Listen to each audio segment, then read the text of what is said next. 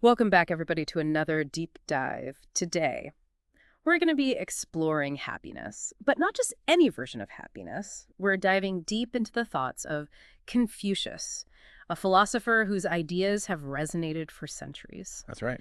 I think what's really exciting is that we're not just digging into ancient history here, we're actually looking for insights that you can apply to your life today. Yeah, and I think it's really intriguing how Confucius's ideas emerged from a period of intense turmoil in China.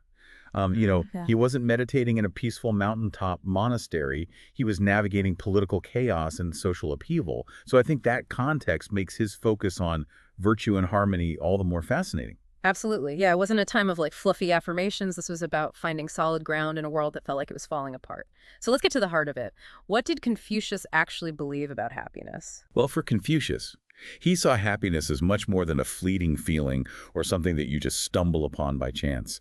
For Confucius, happiness was a state of being, deeply intertwined with your inner character, ethical choices, and the strength of your relationships. So not just grinning and bearing it, but actually building a life where happiness is the natural outcome. Precisely. Yeah. He wasn't about chasing fleeting pleasures. He was about cultivating a life of virtue and purpose. And there's this quote from Confucius that really encapsulates this. The superior man is always happy, the petty man is always sad. Oh, that quote definitely makes you think. What exactly did he mean by superior man? It wasn't about social status or wealth, was it? Not at all. The superior man, in Confucius's view, wasn't defined by external achievements, but by a constant striving for virtue. This meant cultivating qualities like honesty, kindness, respect, and a commitment to continuous self-improvement. So true happiness, according to Confucius, isn't about reaching a certain level of success, but about the journey of becoming a better person. Exactly. And that journey wasn't a solitary one.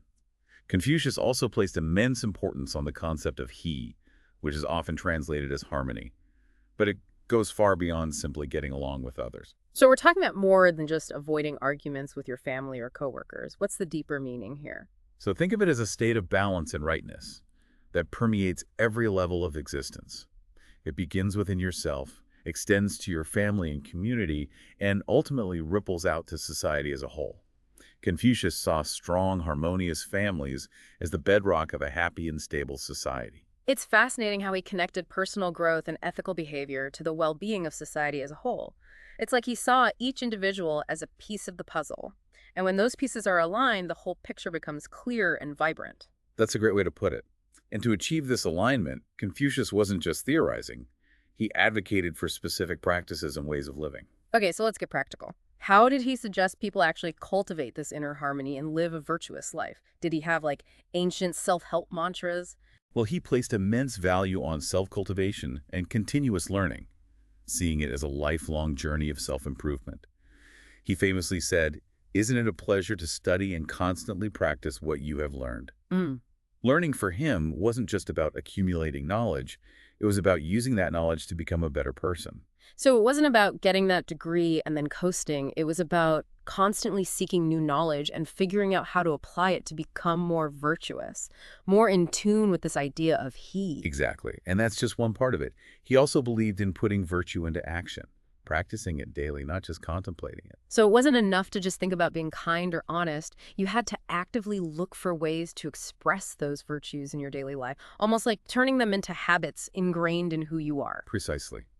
Confucius believed that actively practicing virtues, not just pondering them, was key to cultivating that inner harmony that we discussed. But this quest for a virtuous life wasn't just about individual fulfillment. It was deeply connected to his vision for a just and harmonious society. It's like he saw individual virtue as the building block for a better world. So how did that translate to his views on government? Was he all about everyone living a simple life? Or did he have more structured ideas? Confucius wasn't a utopian dreamer. He understood that a well-functioning society needed structure and leadership, but he was adamant that leaders should be chosen based on their wisdom and virtue, not their wealth or lineage. So a meritocracy where the most capable and ethical people were in charge, Yeah. regardless of their background. Exactly. He believed rulers should lead by example, inspiring their people through their own moral conduct. There's a powerful quote from Confucius that gets to the heart of this. If your desire is for good, the people will be good. Wow, it's like a ripple effect. A leader's virtue sets the tone for the entire society. If they embody integrity and compassion, It inspires others to follow suit. Did he go deeper into what that leadership should look like? He believed a ruler's primary responsibility was to cultivate virtue and harmony throughout society. This meant promoting education, upholding ethical standards, and ensuring everyone had the opportunity to live a good life. So, a kind of benevolent leadership, focused on the well-being of all citizens, not just a select few. Precisely. And Confucius argued that this kind of leadership would naturally lead to a happier and more prosperous society. When people feel respected and cared for, they're more likely to be productive and law-abiding. It's all interconnected. Right. It's like that saying, a rising tide lifts all boats. If the foundation of society is strong and virtuous, everyone benefits. This all ties back to his idea of harmony, doesn't it? It's not just about the absence of conflict, but creating a system where everyone feels valued and plays a part. You've hit the nail on the head. Confucius envisioned a society like a well-tuned orchestra, where each individual contributes their unique talents and strengths to create a beautiful and harmonious whole. Oh, it's a beautiful analogy. But we also have to talk about one of Confucius's most well-known and often misunderstood concepts, filial piety. A lot of people associate it with blind obedience to parents, but there's much more to it than that, isn't there? Absolutely. While respect for parents and elders is at its core, filial piety runs much deeper. It's about honoring family traditions, recognizing the sacrifices previous generations made, and cultivating a profound sense of gratitude for your heritage. So it's about acknowledging your roots, understanding you're part of a larger story that extends beyond your own individual life. It sounds like this ties back to that concept of he we discussed earlier, that interconnectedness of all things. Precisely. Confucius saw filial piety as a key ingredient in creating that harmonious society he envisioned. He believed that respect within the family, that reverence for those who came before you, would naturally extend outwards, fostering respect and compassion in all aspects of life. It creates a ripple effect, starting in the home and extending to the community and beyond. But how did Confucius view the role of family in a happy and fulfilling life? Did he see it as just a social structure or something more? Confucius considered family to be the cornerstone of a harmonious society. He believed strong family relationships were essential for both individual and collective well-being. So it wasn't just about romantic love or starting your own family. It was about the broader concept of family, including parents, siblings, extended relatives, even ancestors. Precisely. He saw the family as a microcosm of society, a training ground where individuals learn the values of respect, loyalty, and cooperation that are essential for living harmoniously with others. Almost like a mini society where you learn the skills and virtues you need to be a good citizen and contribute to the greater good. Exactly. He believed children absorb the most vital life lessons from their families. And here again, that idea of filial piety comes into play. Honoring your elders, recognizing their sacrifices. It all contributes to a sense of continuity and belonging, which Confucius felt was crucial for a happy and harmonious society. Right. It's about recognizing that you're part of something larger than yourself, a legacy that stretches back generations. And by honoring that legacy, you gain a sense of purpose and direction in your own life. You've perfectly captured the essence of his thinking. Confucius believed that strong families and deep respect for tradition were essential for moral guidance, giving individuals a framework for navigating the complexities of life and making good choices.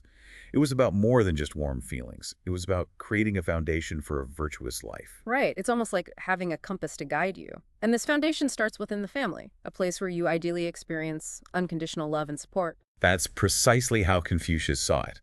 He felt the family was a source of strength and stability, a sanctuary where you could always find acceptance, even when you made mistakes. He believed this kind of unconditional love was essential for human happiness. When people feel loved and accepted, they're more likely to be kind and compassionate toward others, and to contribute positively to society. It's fascinating how it all comes back to that interconnectedness, that idea that our individual well-being is tied to the well-being of others. But what about marriage specifically? Did Confucius view it primarily as a romantic partnership, or did he have a different perspective? That's a great question. And while Confucius certainly recognized the importance of love and companionship within marriage, he saw it as much more than just a romantic union. He viewed it as a sacred bond, essential for the continuation of family and society. So while love and compatibility were important, he placed more emphasis on the social and moral responsibilities of marriage. Precisely. He believed that a good marriage was built upon mutual respect, trust, and a shared commitment to raising virtuous children. It was about creating a partnership that would benefit not just the couple, but also their families and the community as a whole. Exactly. He saw marriage as a way to strengthen social bonds and contribute to a stable and harmonious society. When couples united in marriage, they weren't just starting a new life together, but also playing a vital role in the well-being of their families and the larger community. It's such a different perspective from the modern emphasis on individual fulfillment and romantic love. It is. But I think there's much wisdom to be gleaned from Confucius's perspective. He understood that marriage wasn't solely about personal happiness, but also about laying a strong and stable foundation for future generations. And in a world where family structures are becoming increasingly diverse and complex, his teachings about the importance of family and tradition feel more relevant than ever. Absolutely. That emphasis on respect, loyalty, and mutual support within families, those are timeless principles that transcend cultural boundaries and familial structures. We can all learn from those, regardless of our background. Okay, so we've covered a lot of ground today. We've talked about happiness, virtue, leadership, and the role of family and tradition in creating a harmonious society. And I think it's clear that Confucius's ideas, despite being over 2,000 years old, are incredibly relevant to the world we live in today. I completely agree. And what's remarkable is that even though he lived in a vastly different time, his insights into human nature and the principles of a just and harmonious society still resonate deeply. It's a testament to the enduring power of his ideas. But before we wrap up, I'm curious, is there anything in Confucius's teachings that you find particularly challenging or that you struggle to reconcile with your own personal beliefs? That's an interesting question. Where I find much to admire in Confucius's philosophy, it's important to acknowledge that his ideas weren't without their limitations. For example, some critics argue that his emphasis on hierarchy and traditional gender roles is outdated and doesn't reflect the complexities of modern society. Yeah, his views on women and their role in society were definitely shaped by the patriarchal norms of his time. And while we can appreciate the historical context, it's also important to critically examine those aspects Mhm. and consider how they might be reinterpreted in light of our evolving understanding of gender equality and social justice. Absolutely. I think that's how we honor the spirit of his teachings, Hmm. by engaging with them critically, applying them thoughtfully to our own lives, and using them as a springboard for creating a better future for ourselves and for generations to come. Beautifully said. So, we've talked about Confucius's views on virtue, leadership, family, and society, but I want to circle back to our original theme, happiness. What, in essence, was his ultimate message about how to live a truly happy and fulfilling life? It feels like we've been uncovering a treasure map to a fulfilling life. But what stands out to you as Confucius's most core message about happiness? Well, it's multifaceted, but I think at its heart is the idea that true happiness springs from aligning yourself with virtue and living in accordance with the principles of he, that harmony we keep coming back to. He believed happiness wasn't something you chase, but something that naturally arises from living a life of purpose and meaning. So, not about accumulating possessions or chasing fleeting pleasures, but about cultivating your character and contributing to something larger than yourself. Exactly. And that journey of self-cultivation is ongoing. Confucius placed great emphasis on learning and self-reflection. He famously said, "The man who moves a mountain begins by carrying away small stones." It's a reminder that even small, consistent efforts toward virtue can have a profound impact on our happiness and the world around us. It's encouraging to think that even if we haven't been living in perfect alignment with these principles, we can start making those small changes today. Speaking of starting, we've talked about the superior man ideal, but did Confucius ever address what happens when we inevitably make mistakes? Nobody's perfect after all. Right. That's a great point. And it highlights another key aspect of Confucius's philosophy, the importance of self-correction and continuous improvement. He didn't believe in dwelling on past errors or getting trapped in guilt. Instead, he emphasized recognizing mistakes, learning from them, and then taking action to make amends. So, not about punishing yourself for slip ups, but about using those experiences as opportunities to grow and course correct. Precisely. He saw mistakes as an inevitable part of life's journey, valuable lessons on the path to becoming a better person. Remember, he said, "Our greatest glory is not in never falling, but in rising every time we fall." It's that resilience, that commitment to getting back on track that marked the superior man. But what did that getting back on track look like? Was it all about grand apologies and gestures? Not necessarily. Confucius believed that true repentance was demonstrated through changed behavior. It wasn't enough to just say you were sorry. You had to prove your sincerity through your actions, by making amends and striving to do better next time. So actions speak louder than words, even when it comes to making amends. Absolutely. And he also emphasized forgiveness. He believed that holding on to anger and resentment would only poison your own heart and hinder your progress. Yeah, that's a tough one. But it makes sense. Forgiveness, both of yourself and others, is essential for moving forward. He saw it as crucial for both personal and societal harmony. Forgiveness breaks the cycle of negativity and opens the door to healing and growth. It sounds like his approach to mistakes and forgiveness was all about moving forward in a positive and constructive way. Exactly.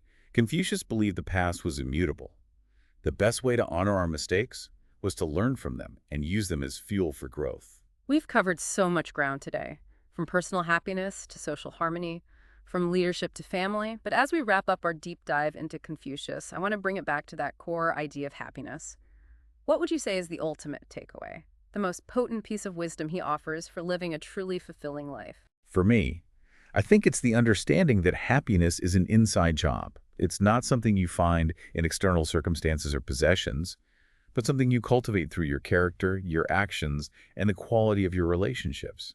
It's about aligning yourself with virtue, with that concept of he, and recognizing that your happiness is intertwined with the well-being of others. It's such a powerful message, especially in a world that often tells us happiness is about having more, achieving more.